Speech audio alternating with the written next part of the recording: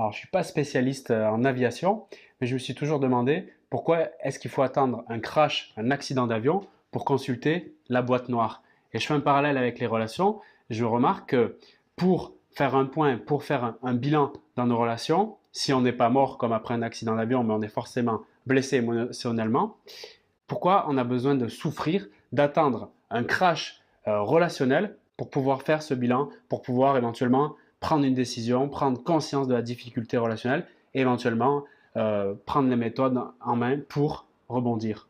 C'est vrai, quand tu regardes combien de relations franchissent un ciel avec des turbulences qui sont entretenues par d'autres turbulences encore plus puissantes, sans même réagir et qui se crachent comme un vulgaire avion sans pilote automatique qui aurait été désactivé carrément le pilote automatique sur une montagne que personne visite, même en plein mois d'été.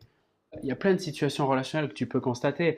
Par exemple, quand tu es avec un ami, ça se passe pas trop bien, tu restes à tenir la jambe de cet ami. Quand tu es en couple, ça va plus du tout, tu t'engueules tous les jours. Vraiment, quand tu penses à la personne, tu te sens pas bien dans ta peau. Et elle, pareil, mais tu restes avec la personne.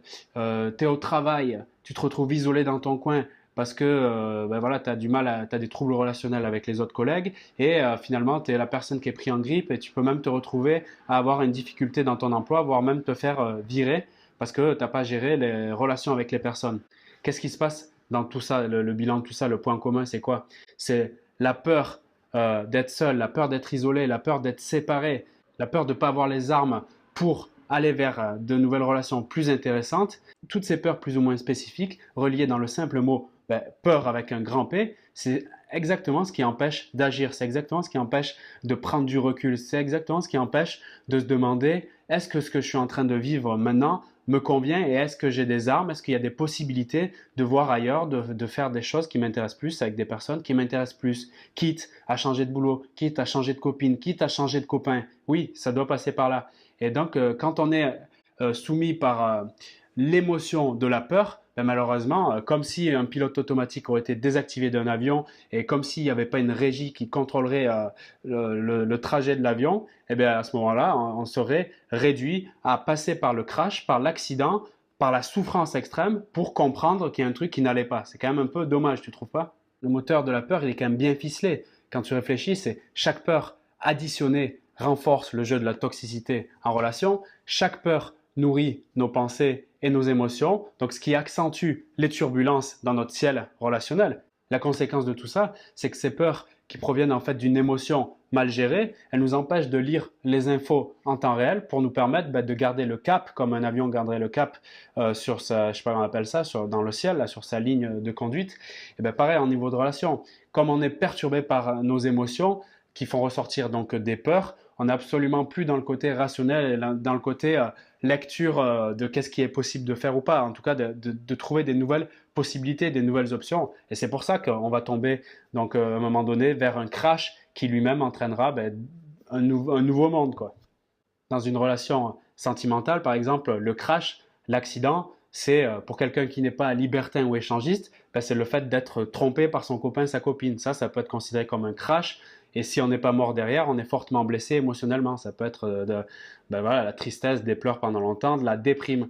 Voilà, mais est-ce qu'il est possible ou est-ce qu'on peut éviter de passer par la tromperie en relation sentimentale? Est-ce qu'il est possible d'éviter de passer par la bagarre quand on est des amis pour rebondir et pour avoir des relations plus saines, des relations de meilleure qualité? C'est la question que je te pose. Moi, j'ai un semblant de réponse là-dessus parce que j'ai expérimenté les deux cas, les relations toutes pourries, les relations toxiques et les relations de qualité.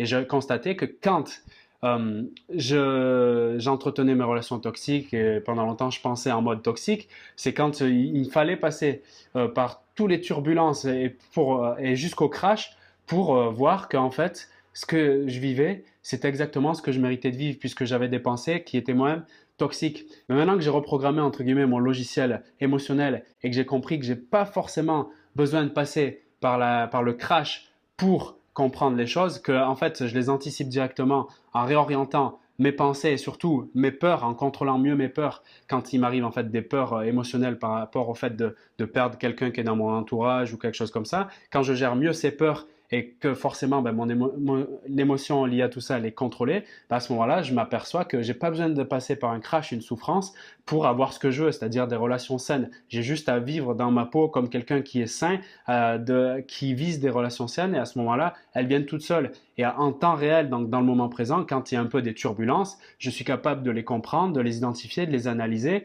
et après, du coup, de communiquer avec moi-même et avec les personnes pour rétablir la situation, ou si je ne peux pas la rétablir, à ce moment-là, prendre les meilleures options pour se séparer donc de ces relations, mais tout en gardant le cap et tout en gardant des émotions stables et équilibrées pour rebondir et vivre de nouvelles relations de qualité, mais plus remettre la faute sur les autres ou la faute sur c'est la merde, c'est tous des cons, etc. Tout ça, c'est terminé. Donc moi, ce que je te propose, c'est si toi aussi tu veux te libérer des emprises toxiques en passant par le fait de mieux contrôler, de mieux gérer tes émotions, mais aussi bien sûr d'identifier ce que c'est des relations toxiques, pourquoi elles interviennent et surtout ben, les mécanismes et les outils concrets pour, ben voilà, pour stabiliser tout ça, pour les gérer si tu as envie de les gérer, pour supprimer les relations toutes pourries si tu as envie de les supprimer, et aussi pour t'aider à franchir une transition et pour retrouver, parce que le but c'est ça, c'est retrouver une liberté, c'est sortir d'un avion qui aurait été un peu accidenté, comment dire, ben voilà, de ressortir vivant de tout ça, mais pas vivant juste avec un bras, vivant avec le sourire et d'aider les autres à être encore plus vivant aussi. C'est ça le but, de retrouver une vraie liberté et de pouvoir se projeter vraiment sereinement dans la vie, quoi. Donc moi, j'ai réussi à faire ça et j'ai une méthode justement qui te propose de le faire. C'est la méthode Fini les toxiques.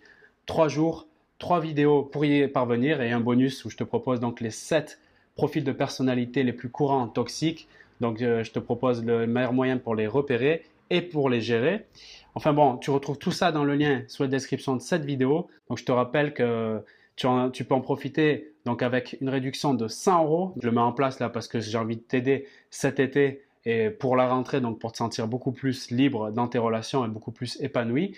Donc, cette formule, je te la propose juste pendant 48 heures là, à partir du moment où tu regardes cette vidéo. Donc, tu la retrouves dans le lien dans la description de cette vidéo. Tout ce qu'on voit là, le sujet auquel je parle, je sais que c'est un sujet qui touche la plupart des personnes qui ne se mentent pas, parce que je sais que la plupart des personnes, justement comme moi, peut-être comme toi, a ben, voilà, subi malencontreusement des blessures de l'enfant intérieur, comme on l'appelle, à savoir ben, typiquement on va dire des fausses croyances qui ont été mises dans nos têtes concernant les relations, qui nous ont entraînés justement donc dans notre parcours clairement des difficultés, peut-être même des troubles relationnels plus ou moins différents, d'ailleurs j'en parle dans la formation, qui ne nous aident pas à se sentir épanouis dans nos relations et qui même entraînent des grosses galères pour rentrer en contact, pour entretenir ces contacts et pour se sentir bien dans cela. C'est pour ça que je parle souvent de ce sujet, parce que je suis conscient que quand on a des difficultés à gérer nos relations, on est perturbé sur le plan émotionnel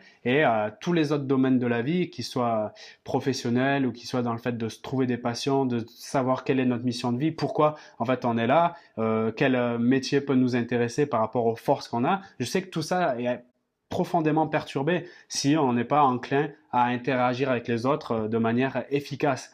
Donc c'est un peu le but voilà, de cette thématique et puis plus largement de ce que j'aborde dans cette chaîne. Voilà, j'espère que tu en es conscient. C'est pas juste pour te dire, voilà, on vire les relations toxiques, ça va quand même beaucoup plus loin que ça. Et je sais que si tu arrives à comprendre ça et si tu arrives à te former comme avec ce que je te propose, il y a plein d'autres moyens aussi, les livres, les séminaires, etc. En tout cas, si tu es prêt à passer ce cap, ben, fonce tout de suite parce que c'est à ce moment-là que tu auras vraiment les résultats que tu mérites et pas les résultats que les gens attendent de toi, que tes parents, que tes collègues ou je sais pas quoi attendent de toi parce que pour la plupart des gens, c'est des résultats que la société leur a mis dans la tête et c'est pas forcément les résultats qui sortent de leur propre volonté. Si tu veux, je suis seul avec moi-même dans mes pensées, dans mes communications, tu es seul avec toi-même dans tes pensées et tes communications, mais si celle que je te livre, elle te touche, elle te parle, à ce moment-là, ni toi ni moi sommes seuls. On est exactement au même niveau. On est dans une sorte de ce que j'appelle de cerveau collectif. Et à ce moment-là, la liberté, elle peut être qu'une seule issue. Il n'y a pas d'autre issue que ça. Liberté relationnelle, liberté émotionnelle. Donc c'est vraiment tout ce que je te souhaite. En tout cas, je peux te garantir que si tu suis pas à pas les recommandations que je fais dans ce plan d'action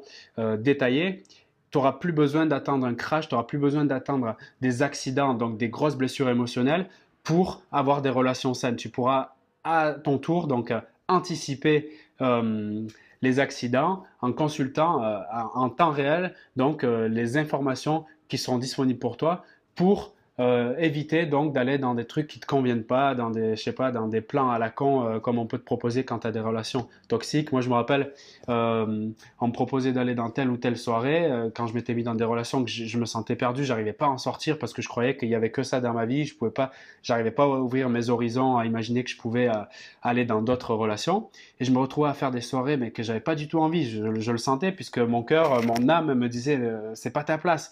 Et j'y allais quand même et forcément ça se passait mal. Et puis ça s'entraînait, tu sais, c'était un cercle vicieux, des soirées toutes pourries et tout, où je me sentais pas bien, jusque voilà, où j'ai dû passer par cette souffrance extrême, par le crash, voilà, pour me dire, ouais, merde, il y a peut-être un autre monde, de toute façon, là, je suis brûlé au troisième degré, je veux dire, j'ai plus grand-chose à perdre, allez, je vais voir ce qui se passe ailleurs, on verra bien, quoi, tu vois. Donc, j'ai pas envie que tu, voilà, que tu as un crash, que tu sois accidenté comme moi je l'ai été, pour être brûlé au troisième degré et comprendre qu'en fait, tu peux aller t'amuser avec d'autres personnes, quoi. Franchement, s'il te plaît, évite ça, quoi. Donc, je te retrouve dans cette formation si ce message te parle, si tu as envie d'évoluer. Et sinon, je te dis à demain pour la prochaine vidéo. Merci de m'avoir suivi. Salut.